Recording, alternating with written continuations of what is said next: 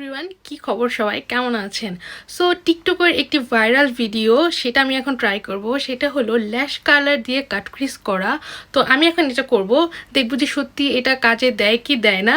So চলুন try করি। আমি ল্যাশ কালারে কনসিলার লাগিয়ে নিয়েছি, এখন আমি দেখব এটা কাজে দেয় কি দেয় না।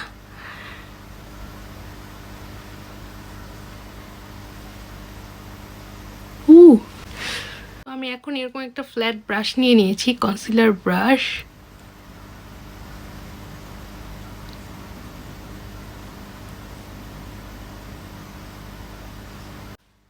ওয়াও, কতটা ইজি ভাবে কাটক্রিজ হয়ে গেল।